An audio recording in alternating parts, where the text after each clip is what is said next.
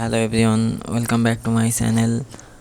তো আজকে আবার নতুন করে চলে আসলাম আরও একটা ভিডিও নিয়ে। তো আজকের ভিডিওটা হচ্ছে আমাদের যে হোন্ডা CD70 আছে সেটার একটা ব্রেকডাউন হয়ে গেছে।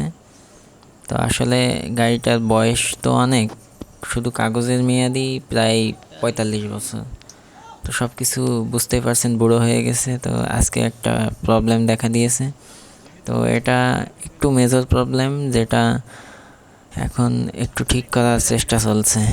যেহেতু গাড়িটা বুড়া হয়ে গেছে, তো এর অনেক জায়গায় জং ধরে গেছে, আর গাড়ির অনেক পার্টস পাতিও নষ্ট হয়ে গেছে। আর এমনও পার্টস আছে যেগুলো হচ্ছে পাওয়া যায় না, এখন মার্কেটে মিল করা যায় না, কারণ এই বাইকগুলা এখন থেকে 20 বছর আগেই মার্কেট আউট। তো এর পার্টসগুলা যদি খুঁজতে হয় তো অনেক খোঁজাখুঁজির পরে পাওয়া যায়। আর বিশেষ করে এর ম্যাক্সিমাম পার্টস হোন্ডা CD80 এর সাথে মিলে যায়, যেটা এখনও প্রোডাকশনে আছে, এজন্যে খুব একটা সমস্যা হয় না।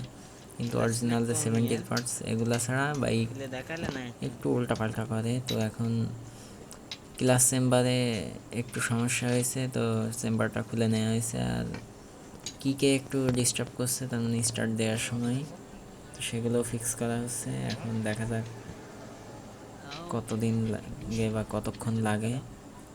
এখন যে কিকার স্প্রিং ওটা যেমন, তার সাথে এখানে আরও একটা যে মেইন যে শেপ সেটা আর কি একটু নড়ানড়ি করছে। তো এখন দেখা যাক মিস্ত্রি সাহেব কী করে। তো যাই হোক, এই দিয়ে মনে হয় 3 থেকে 4 বার ইঞ্জিনটা রিবিল্ড করা হয়েছে। আর সেইভাবে করা হচ্ছে না, এই জন্যে বারবার নষ্ট হচ্ছে। এবার আমার তো মনে হচ্ছে যে এটা এর ব্রেকডাউন। এখন যদি ইঞ্জিনটা স্টার্ট করতে হয় তাহলে অবশ্যই এটাকে ফুললি রিবিল্ড করতে হবে বা রেস্টোরেশন করতে হবে। এখানে কিছু ফেয়ারিংও দেখতে পাচ্ছেন অনেক ভেঙে গেছে। তো দেখা যাক এখন এটার সাথে কি হয়। তো আমরা তো চাই এটা যেন ঠিক হয়ে যাক, কারণ এটা একটা ঐতিহ্য। আর এটা যে নাম্বার প্লেট সেটা আমার আগের ভিডিও দেখলে বুঝতে পারবেন, আগে অনেকগুলো ভিডিও দেওয়া আছে, সেখানে নাম্বার প্লেট রিভিল করা আছে।